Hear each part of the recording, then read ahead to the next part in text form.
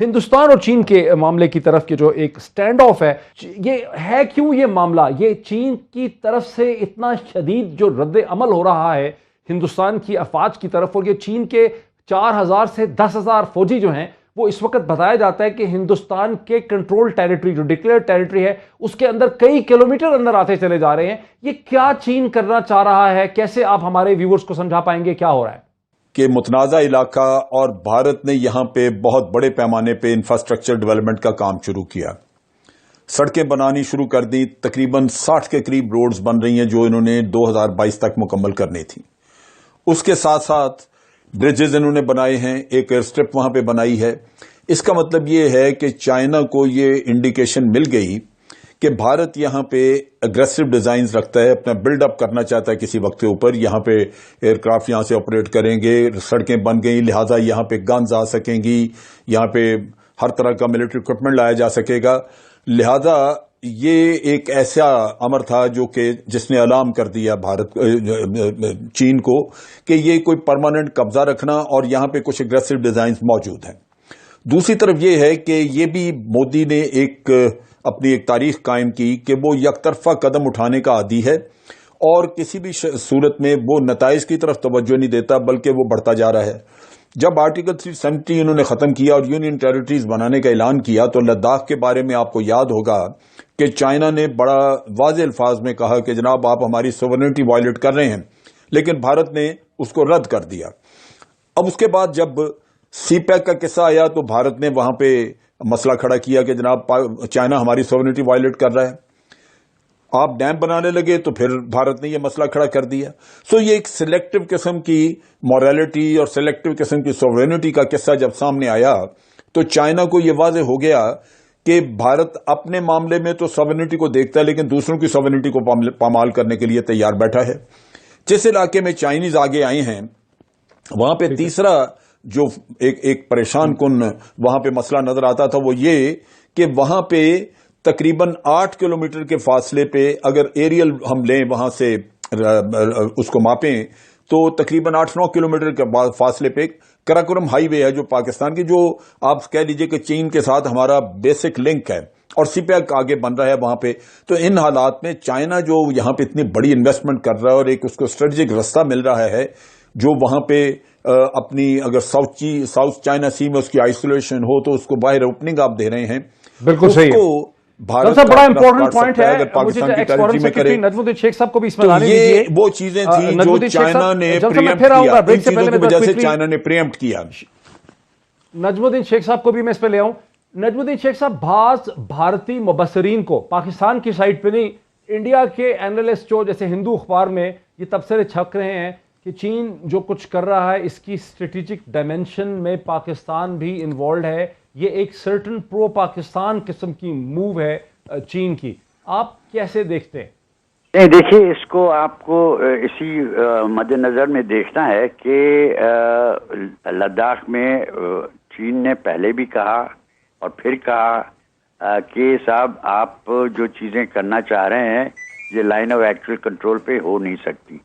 تو جب اس کو آپ دوسری پہلو سے دیکھیں کہ اب یہ ووہان اسپرٹ جو تھی اس کو ہندوستان نے ووہان اسپرٹ بنی، پھر جب شی جن پنگ آئے ہندوستان میں آئے اور یہ کہا گیا کہ صاحب ہندوستان چاہ رہا ہے کہ ہندوستان میں انویسٹمنٹ ہو چین کی اور چین کے ساتھ رشتہ بڑھے اور ہمارے ساتھ صرف وہ ہمارا را مٹیریل نہ خریدیں لیکن ہمیں موقع دیں کہ ہم چین کے مارکیٹ کو ایکسپلائٹ کر سکیں. چین ابھی بھی ہندوستان کا یورپ کے بعد دوسرے نمبر پہ ٹریڈنگ پارٹنر تھا، اب شاید تیسرے نمبر پہ آ گیا ہے کیونکہ چین اب دوسرے نمبر پہ امریکہ ہے. لیکن یہ سوال اٹھتا ہے کہ صاحب اگر آپ کو اس طرح ڈیولپ کرنا ہے تو آپ کو یہ خیال رکھنا پڑے گا کہ وہاں پہ آپ کی ووہان اسپرٹ اور جو سوال تھا کہ آپ کے ساتھ وہ کوآپریٹ کریں گے اس کو تو آپ نے رد کر دیا کیونکہ آپ نے کہا کہ اب جو ہمارے پڑوسی ممالک ہیں، جس پڑوسی ممالک میں چین سر فہرست ہے، ان کی اگر کوئی بھی سرمایہ کاری ہوگی ہندوستان میں تو اس کے لیے خاص لائسنس کی ضرورت پڑے گی. 1988 سے شروع کر کے ہندوستان اور چین کے درمیان کئی قسم کے بارڈر مینجمنٹ ایگریمنٹ ہوئے. 1988 میں ہندوستان کے اس وقت کے پرائم منسٹر راجیو گاندھی نے دینگ زیاؤپن سے بیجنگ میں جا کے ملاقات کی اور کہا کہ ہم تعلقات کو بہتر کریں گے. لیکن فورن پالیسی میں جو انالیسس چھپا ہے پروفیسر سمیت گنگولی اور پروفیسر پردیسی کا، جو ہندوستانی نژاد امریکن ایکیڈیمکس ہیں، ان کا دعویٰ یہ ہے کہ 1988 اور 1990 میں ہندوستان اور چین کی اکانومی تقریباً برابر تھیں. اگر ہندوستان کی اکانومی کوئی 2.7 ٹریلین کے قریب تھی 90 کی دہائی میں، تو چین کی اکانومی بھی 312 بلین، غلط میں نے کہہ دیا، ٹریلین نہیں.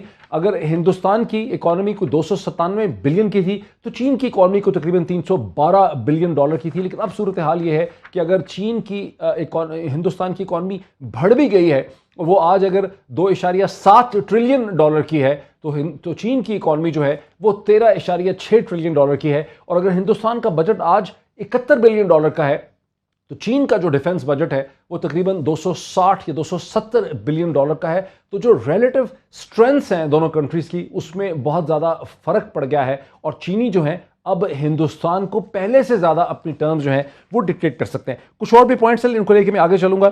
یہ جو صورتحال ہے نجم الدین شیخ صاحب، آپ بتا رہے تھے ٹریڈ کا، آپ کو کیا لگتا ہے کہ جس قسم کا پریشر چینی ہندوستان پہ ڈال رہے ہیں پچھلے 20 دن سے، کیا ہندوستان پیچھے ہٹے گا یا ہندوستان وہیں کھڑا رہے گا؟ جو آپ کے کہہ رہے ہیں، جو جل صاحب نے ہمیں بتایا کہ بارڈر انسٹالیشنز بنائی جا رہی ہیں، سڑکیں بنائی جا رہی ہیں، ایئر سٹرپس بنائے جا رہے ہیں ایک ڈسپیوٹڈ ٹیریٹری میں. اور کل ہم نے دیکھا کہ انڈین ملٹری کی جب ہندوستان کے وزیر اعظم نریندر مودی کے ساتھ ملاقات ہوئی تو جو اخبارات میں چھپا ہے ہندوستان میں وہ یہ ہے کہ ہندوستان بالکل پیچھے نہیں ہٹے گا. آپ کا کیا انالیسس؟ اس میں پیچھے ہٹنے کا سوال نہیں ہے. اس میں سوال یہ ہے کہ لائن آف ایکچوئل کنٹرول پہ کس طرف چلنے کا امکان ہے، اور چین کی کیا جو پوزیشن ہے وہ جسٹیفائڈ ہے on the basis of the past, اور از اٹ ناٹ.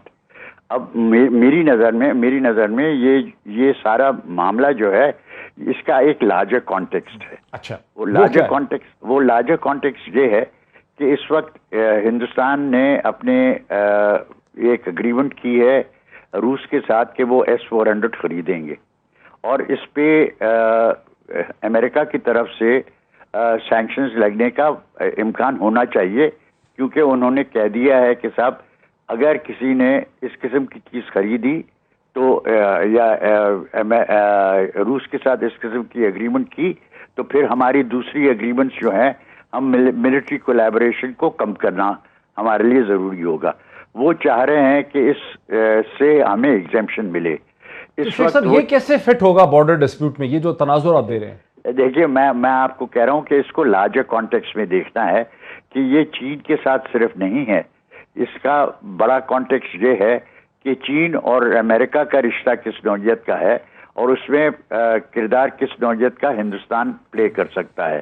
اب یہ لوگ کہیں گے کہ یہ اب میں ذرا اس کو کھینچ رہا ہوں، میں کھینچ رہا نہیں ہوں.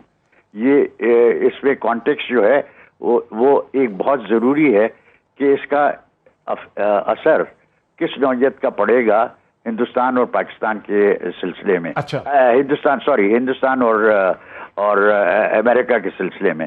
امریکہ ایک چیز چاہتا ہے، امریکہ چاہتا ہے کہ ہندوستان ان کے ساتھ کھڑا رہے اور ہندوستان ایک بلوک بنے چین کے خلاف. ٹھیک ہے. اچھا، اسی پوائنٹ پہ مجھے ذرا جنرل صاحب کو لانے دیں. جنرل صاحب، امریکہ کی مغرب کی خواہش تو بہت رہی گزشتہ 15-20 برس میں 9/11 کے بعد سے کہ ہندوستان ایک دیو کی طرح، ایک جن کی طرح کھڑا ہو جائے چین کے مقابلے میں. اب چیز یہ ہے کہ اس میں جہاں تک سی پیک کو سٹال کرنے کا چکر تھا، یا آپ گلگت بلتستان پہ اگر کوئی نگاہ رکھی ہوئی تھی تو اس میں تو امریکہ کی مرضی شامل تھی. آپ کو یاد ہوگا کہ امریکہ نے پہلے کبھی بات نہیں کی تھی، لیکن اس کے بارے میں انہوں نے کہا تھا کہ جناب یہ سی پیک تو گزر رہا ہے وہاں پہ ایک متنازع علاقے میں سے. یہ آپ کو ذہن میں رکھنا چاہیے کہ امریکہ کسی نہ کسی شکل میں اس معاملے میں انڈیا کو سپورٹ کرے گا. Very interesting. لیکن اصل قصہ یہ ہے کہ کیا امریکہ اس کو بعد میں یوز کر سکے گا، جہاں انڈیا کے پاؤں جو ہیں وہ لرزنے وہ نہیں کر رہے. इंडिया को वो हिस्सा बनाना चाह रहे थे। न्यूजीलैंड, ऑस्ट्रेलिया और वियतनाम वगैरह के साथ मिलकर जो कोलिशन बना रहे थे, उसमें इंडिया को और इंडिया की नेवी बिल्डअप करना चाह रहे थे। मैंने रिसेंट इंटरव्यू सुना जिसमें कि इनके चीफ ऑफ डिफेंस स्टाफ ने कहा कि हमें एयरक्राफ्ट कैरियर्स और बड़ा कुछ अमेरिका बेचना चाहता है, वो हमें देख रहा अपनी नजर से, हमें उसकी जरूरत नहीं। इसका मतलब यह है कि इंडिया ये नहीं चाहता कि वो अमेरिका का आलाकार बन के चाइना के खिलाफ जंग लड़े, क्योंकि चाइना के साथ उनकी सरहदें मिलती हैं। अमेरिका तो दूर बैठा है, असल भुगतने वाले होंगे Indians. So naturally they are very careful. लिहाजा वो अमेरिका से हमायत तो लेना चाहेंगे, लेकिन वो जो कोलिशन बनती नजर आ रही थी जिसमें कि वो उस नेक्सस का हिस्सा लगता था कि बनने जा रहे हैं, वो नहीं बनेंगे। दूसरी तरफ ये है कि पाकिस्तान को चूंकि रशिया की हमायत मिलनी शुरू हो गई, थोड़ा सा पीछे आपको लाऊं। क्या आप ये कह रहे हैं कि क्या आप ये भी कह रहे हैं कि हिंदुस्तान की तरफ से, क्या आप जन साहब ये भी कह रहे हैं कि हिंदुस्तान की तरफ से जो एक जारहाना एग्रेसिव स्टैंड था सीपैक की तरफ, गिलगित बल्तिस्तान की तरफ, तो चीन के इस एक्शन से चीन ने इनडायरेक्टली हिंदुस्तान की मिलिट्री एस्टैब्लिशमेंट को और पॉलिटिकल एस्टैब्लिशमेंट को एक पैगाम भी दिया है कि hands of Gilgit Baltistan and CPEC.